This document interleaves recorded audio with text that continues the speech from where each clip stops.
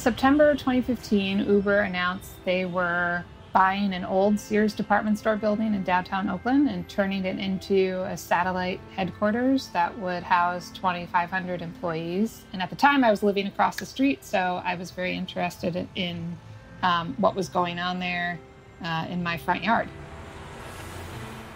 The concerns with Uber moving to town were that it was going to displace people, that the growth it was bringing was, instead of creating opportunity for more people, it was just going to wash people out. And it was a rational reaction, frankly. I think that by 2015, people were seeing that the growth of tech was causing more displacement and inequality in the Bay Area than it was creating broad-based growth. And I think that backlash is starting to rise in places like Austin and Boise. We're seeing people say, wait a minute, maybe this wasn't the unmitigated good that we thought it was going to be.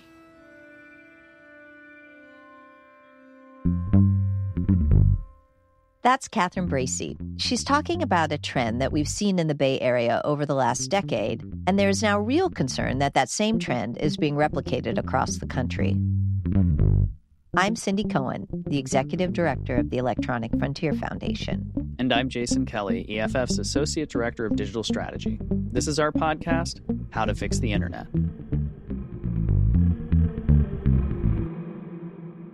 The idea behind this show is that we're trying to fix the internet. We're trying to make our digital lives better. You know, EFF spends a lot of time talking about all the ways things can go wrong and jumping into the fight when things do go wrong. But what we're hoping to do with this podcast for all of us is to really give us a vision of what the world looks like if we get it right. Today, we're talking to Catherine Bracey. She's the co-founder and CEO at Tech Equity Collaborative, which is a group that uses civic technology, technology policy, and digital democracy to make the internet a force for more equitably distributing power and wealth. We're going to talk about two things today. First, we'll talk about what happens when a big tech company moves to town and how that often feels different than, say, when a car company came to town in the 1980s. And second, we want to look at the funding that supports today's tech companies, because the source of the funding really determines what kind of corporate citizen they are and what kind of relationship they're going to have with the local communities. We'll start with the direct impacts of where tech companies choose to set up shop.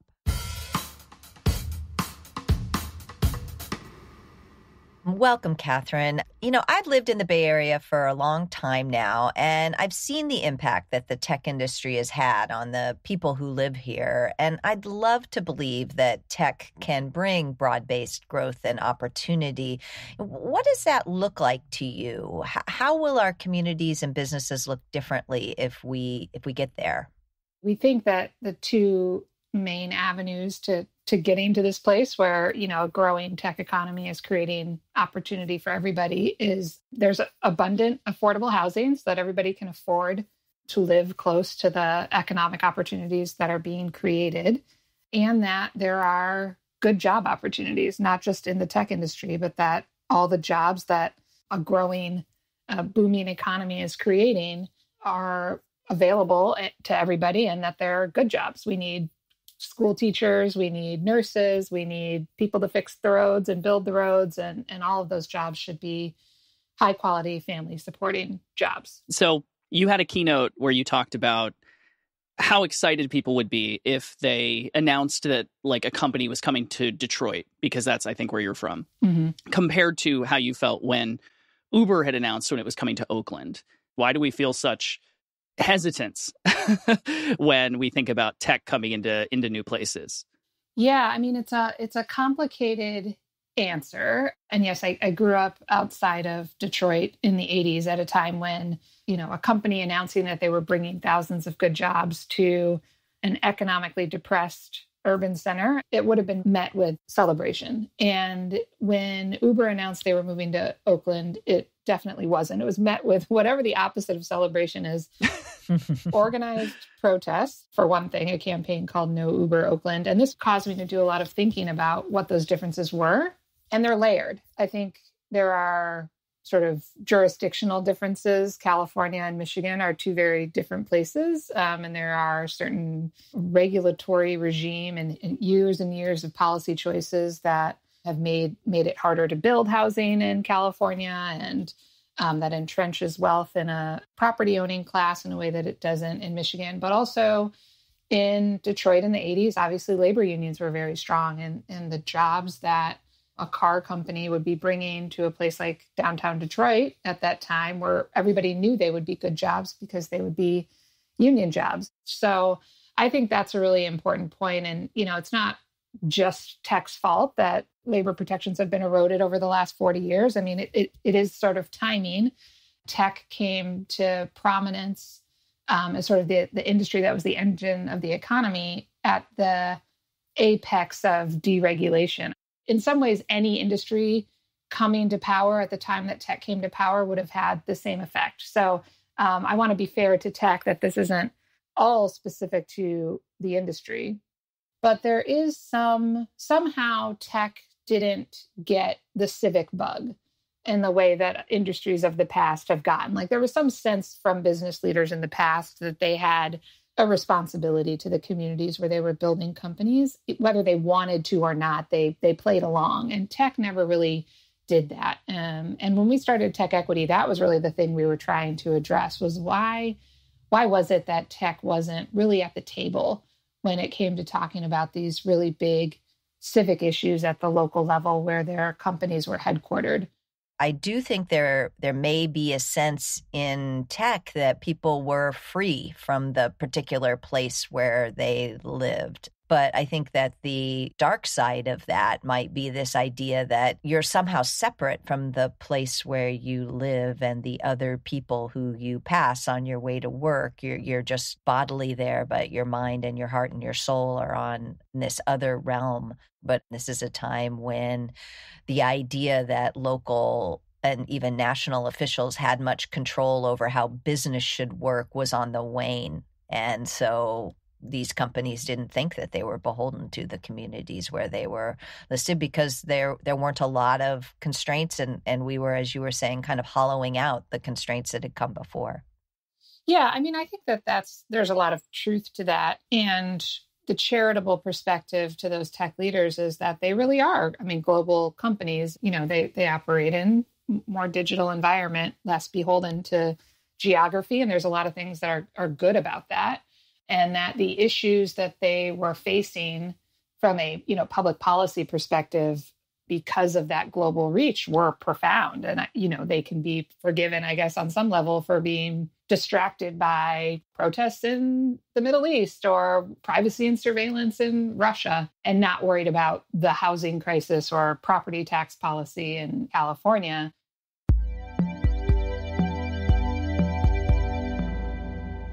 One of the things I really appreciate about your work and your thinking here is that you really like to talk about the role that venture capital plays in this. And I think it's a really important piece that often gets hidden in the conversations. We tend to like to talk about the Mark Zuckerbergs and the Elon Musks, the kind of individual billionaire folks, as opposed to what they really stand on, which is this other industry, the venture capital industry. Yeah, and it's one of those things that it feels very obvious when you say it, but nobody's really explicated it. So I'm doing that right now. I'm actually working on a book about the role that venture capital plays in all of these economic issues. And it's just true of anything, where if you want to understand how something works, you should look at the economics of it and what the economic incentives are that underlie whatever that thing is. And venture capital is the economic system that underlies the tech industry.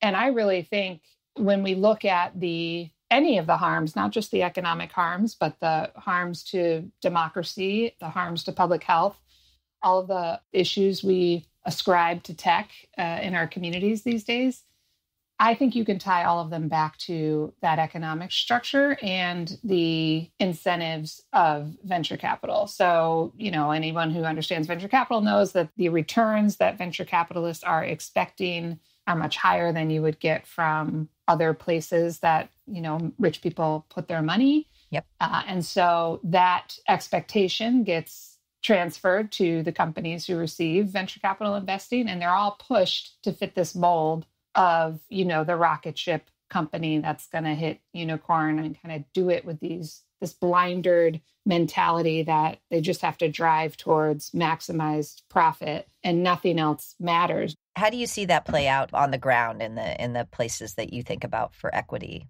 So the two issues that, like I said, that we work on are housing and workforce and labor. I think in the labor sector, this has been a huge issue. The gig economy has been on the front pages for several years now in terms of how it is eroding labor protections even more than they had been eroded. And I think that a lot of people argue this is about money, and it is, and it's very clearly, less expensive to the gig companies if they can pay their workers as contractors rather than as full-time employees. But there's also something else going on here, and it comes from the set of business models that venture capitalists accept as sort of venture scale business models. And one of them is this sort of double-sided marketplace where you've got sellers of a thing on one side and buyers of a thing on the other. And the company is just the platform that connects those two. And that creates this huge market. And those are the kinds of companies that gig companies want to be. That's the business model they have sold to venture capitalists. So if they are in a world where actually they employ a set of drivers or whoever workers that provide a service to a customer, they are no longer a platform that is connecting those two. They are now the purveyor of whatever that service is. So instead of Uber being a software platform, Uber is now a taxi company or a transportation company. And if you read their terms of service, they have in like huge font, all caps font, like we are a platform. We are a software provider. We are not a transportation company. And that is a signal to investors above all that their business model has the ability to get to that scale, that if they were just a transportation provider, they wouldn't have been able to sell the valuation that they were able to sell to their investors. So there's this platform mentality that these companies are growing. They want to have these two-sided markets. How does that end up impacting the humans on the ground that we're concerned about? So, I mean, I think that there's this sort of facade that they have to protect on the ground. So with, let's say, Uber drivers, I hate to keep picking on Uber, but they make it easy. The drivers who really their expectation is that they are working for Uber as a driver. They are treated, though, as if they are this sort of professional driver and that they have their own sort of LLC or business set up and they have the sophistication to manage that system. And that expectation is not shared by the people who are driving. And many of these folks are at a power disadvantage, put it that way, to the companies where they're not necessarily savvy about these things. They are trying to make ends meet, so they're desperate. So that power dynamic really creates harm. And there's no recourse for the workers when something happens to them because they are assumed to be, an independent business. So that's one example. I think in the housing sector, we're starting to see this come up a lot in residential prop tech where, given where the housing market is now and how much harder it has been to get on the property ladder, a lot of venture-backed housing tech companies are taking advantage of the desperation that many first-time homebuyers feel to sell them these alternative financing models that are not clear, very complicated, have certain hidden fees in them, and are really targeting a community that isn't necessarily very savvy. The industry isn't regulated. And the power dynamic there is similar, where there are these information asymmetries that make it really hard for the customer to know what's going on. And of course, the company is very much incentivized to make as much money off of them as possible. And bad things ensue. So a lot of the venture-funded companies are built around what can get them the investment and the high enough valuation for venture. And that lends itself to creating an imbalance for the workers in some instances and for the customers in others. Another example of an industry where we've seen sky-high valuations and then collapse in a lot of cases, taken down a lot of customers and companies, is cryptocurrency. Yeah, like banks are the way they are because shit went wrong when we tried to do it without banks, right? Yeah. And without regulation. And now we're finding out like crypto, the crypto industry is basically just reinventing the banking sector. And they're going through all of the missteps that people went through 400 years ago or whenever. And now they're figuring out why we did it the way we did it. And I think that that's true across a lot of different sectors. Venture capital is playing a role there as well, because they push these business models that are, you're not a taxi company, you're a platform. Well, in practice, you're a platform. It's like Coinbase is a bank, essentially. They are a middleman. And the whole idea of crypto was supposed to be we're decentralizing everything. And then all of a sudden, you just see all these venture-backed middlemen spring up in the industry. It's like you're just repackaging the thing that used to exist that you say you are disrupting or displacing, and really just replicating the harms that existed before we regulated those industries. Yeah, and that's why keeping your eyes on the venture capitalists is so important. Yeah.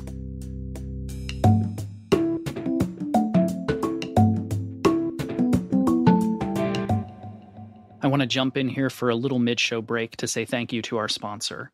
How to Fix the Internet is supported by the Alfred P. Sloan Foundation's program in public understanding of science and technology, enriching people's lives through a keener appreciation of our increasingly technological world and portraying the complex humanity of scientists, engineers, and mathematicians. So a tip of the hat to them for their assistance.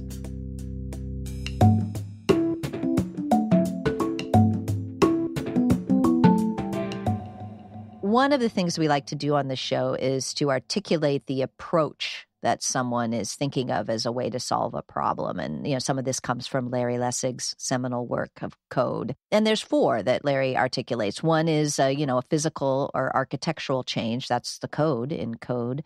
Other times we look at market forces that can help change behavior. Other times we look at the social or cultural norms that are being thought about as a way to change behavior. And sometimes we look at legal or regulatory ways that we try to make better change. And it's that 4th one that Catherine says she sees as the clearest path forward for the things that she's thinking about. I don't think we have to regulate these companies any differently than we would other types of companies, but there's some sort of special treatment that tech companies think they deserve just for being tech companies in some ways. So there's no reason that rent-to-own companies shouldn't have to abide by the same rules that traditional mortgage lenders have to abide by when they're selling a house essentially to a buyer. There's no reason that gig companies should be exempted from labor regulatory frameworks. And the arguments that they make against them really seem to amount to we're special in some way, or there's something specific about how they're working that makes them different than other companies or employers in the space. And really that's just brand magic. It's not actually real when you look at the fundamentals of how they operate, but it also requires regulators to look at them in the context of the larger economy and not just as this sort of separate sector. So Marc Andreessen was right that software is eating the world. It is not necessarily a separate industry at this point. It's just sort of imbued across the economy, and continuing to think that there's some special carve out for tech is allowing these problems to persist. It's interesting to think about the levers of power that you're using. You started off as kind of a civic programmer, right? Actually using code to try to make things better. Now I'm beginning to use law and regulatory structures to try to make some change, along with kind of talking directly to the people who run these kinds of companies, really kind of building the social mores, but specifically around the money, as kind of 3 of the levers of power that help try to make some change. How does that conversation go with an actual VC and the people who are driving the money and the financing for some of these systems? Well, I mean, I think, it's hard to paint with a broad brush. I think venture capital is very, there's a spectrum. And I think, the actors who are driving the worst outcomes are not talking to me. So, the venture capitalists that I happens to me too. Yeah, happens to me too. So I couldn't really tell you what they're thinking. The venture capitalists that I speak to are open to critique and also still fundamentally committed to the basic ideas of venture capital and what venture capital can unleash in the world. So the conversations are friendly. I don't know that I'm changing anybody's mind. And I think if we are to achieve broader change, you really do need to go at some like core fundamental assumptions of things that people really are bought into as like a value system. And that's very difficult to do. Yeah, I would think it would be as well. If we get them, let's say we get a critical mass of venture capitalists to really start buying into a world in which we have safety nets and guardrails around some of these businesses to make sure that they're supporting people and not exploiting people. What does it begin to look like? I don't think there's a world here where this happens voluntarily. So getting their buy-in isn't really good. I mean, it'd be nice. For them to do it voluntarily would require them to leave money on the table. And somebody's going to come and take that opportunity from them, right? If there's money to be made, somebody's going to do it. So we need some sort of regulation. So I think that one of the things that I'm hearing coming out of this is that the role that law can play, and when regulation and law are the same in this context, I think, is to kind of set a floor that everybody has to operate above in terms of protecting people. And, this is not a new thing, right? We don't let people sell themselves into indentured servitude anymore. We decided that, that's a floor as a legal matter, right? And that raises it for everyone if you can't do that. And it may mean that the costs go up a little bit, but we set that floor. And that's one of the things that law can do. Yeah, but it's a little bit whack-a-mole to do it that way. And if you just come in and say, okay, we're going to regulate that bad thing that was the outcome, instead of stepping back and saying, the reason all of these companies who have the same economic incentive structure end up going on to cause harm is because of the economic incentive structure. And we have to figure out how to regulate that in order to prevent whatever future harm we can't even imagine right now. And I think, this is part of the conversation about antitrust and how we regulate monopolies. And I don't know that the FTC or the Biden administration is thinking about the role of venture capital in this, but they should be. Because regulating Facebook and Amazon and Google is fine, but there's going to be another set of monopolies coming down the pike in, the next 10 years, and they might be selling something completely different with a totally different business model. I mean, crypto is a great example, right? So if we don't figure out how to rein in the economic structure, we're just going to be repeating the cycle every time a new generation of unicorns breaks out. Ooh, you just took a hard problem and made it harder for us. But I appreciate, we've got to be clear-eyed about this stuff.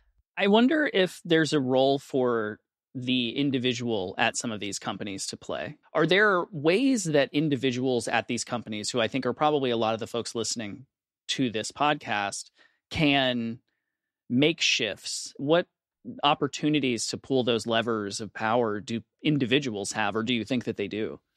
This is such a hard question. Sorry. I know, because, we're focused on structural changes, and like by definition, those are not changes that people can make on their own, right? So there has to be some collective response. So it's really hard to say, like, you as an individual, this is the thing you can do that's really going to be a difference maker. One thing we have found, and it sounds really trite, but like knowing really is half the battle. And we find that especially at these housing companies, many of the people who work there don't really understand the history of discrimination and segregation in the housing sector. And that feels like table stakes for, if you're going to be working at a company that is doing something in the housing market, you should know what redlining is. And so it's hard to say, if you're not at a housing company, what is the equivalent of that at wherever you work, but it would be worth trying to figure that out. The other thing I would say is you should just have greater self-awareness about where you are. I know a lot of tech workers left the Bay Area and have settled somewhere else. Be a good neighbor. It also sounds trite, but make where you live more than just like a remote office. Really get invested in the community and learn how you can use your outside civic power. And tech workers absolutely have a disproportionate amount of civic power. Learn how you can use that power to help support the people around you who don't have necessarily as much power as you do. Is civic tech like an option if you're thinking, I would like to work in tech but do good? Is that a sort of actual place people can think about going? You have more experience with it than most, I think. Yeah, I would encourage people to consider looking to work in government, not necessarily a civic tech company, but, do public service directly. I think civic tech as a sector is not immune from the rest of the issues that private tech companies experience. And many of them are also venture-backed and are facing the same challenges and pressures that a housing company is facing. So it's not just because it's a civic tech company or its primary customer is government doesn't automatically mean that it doesn't have a problematic business model. I think you have to take the same critical lens to civic tech as you do to any other sector in the tech industry. But if you really believe that government should work for people, then I think looking to bring your skills into public service directly is a really good opportunity.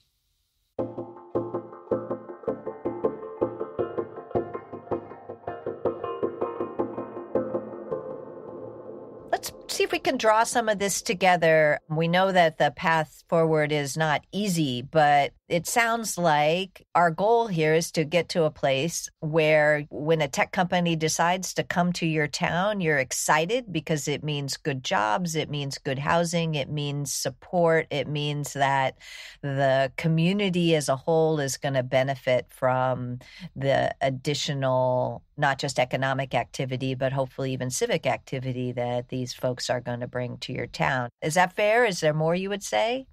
Yeah, that's true. And then also that part of it's hard to consider those outcomes in a vacuum, that the companies, the products they're building, the services they're selling, the business models that they employ also have a role to play. And so if it's Uber coming to Oakland, for example, it wasn't just the impact that Uber's physical presence was going to have in Oakland. It was also the fact that they had what people thought was an exploitative business practice in the way they treated their drivers. So all of this stuff kind of sits together and has to be talked about holistically. That's a beautiful vision to imagine that you could get a job.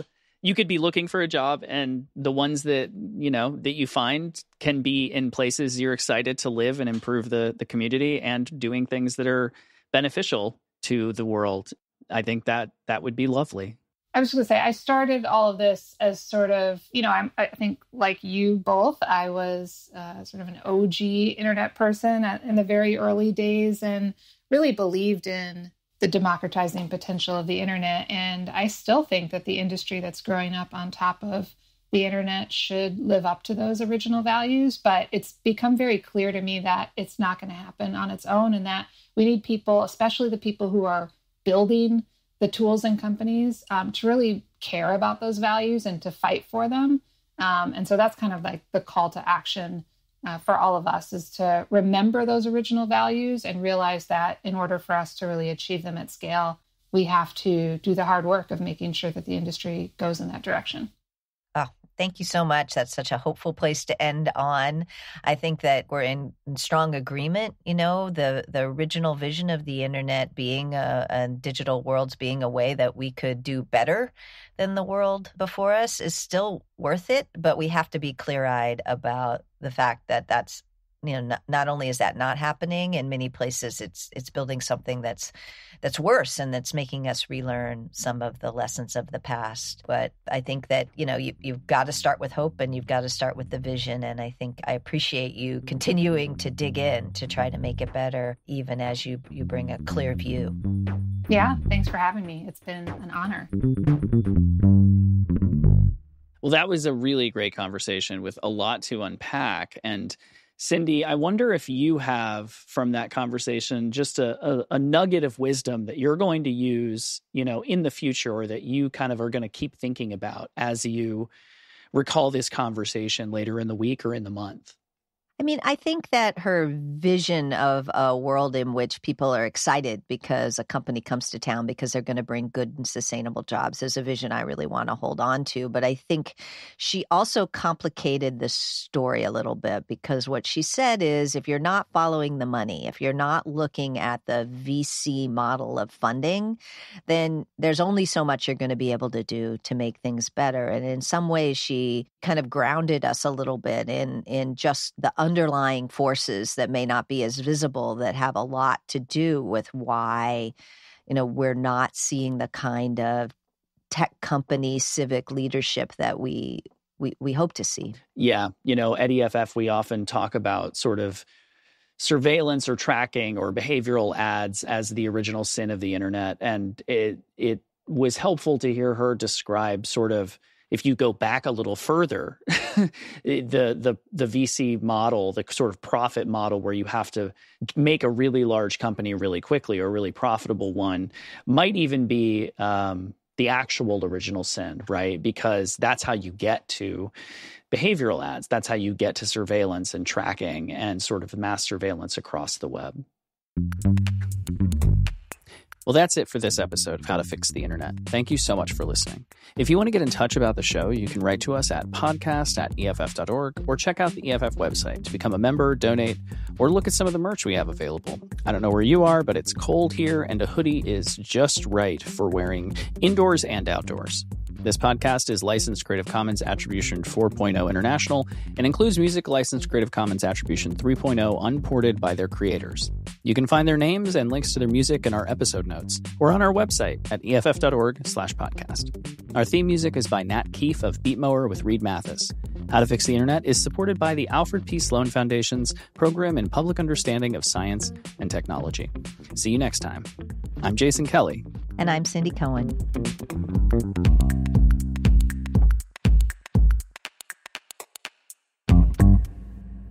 This podcast is licensed Creative Commons Attribution 4.0 International and includes the following music licensed Creative Commons Attribution 3.0, unported by its creators. Warm Vacuum Tube by Admiral Bob, featuring Starfrosh. Common Ground by Airtone, featuring Simon Littlefield. Drops of H2O, the Filtered Water Treatment by Jay Lang, featuring Airtone. Additional Beds and alternate theme remixes by Gaeta Harris.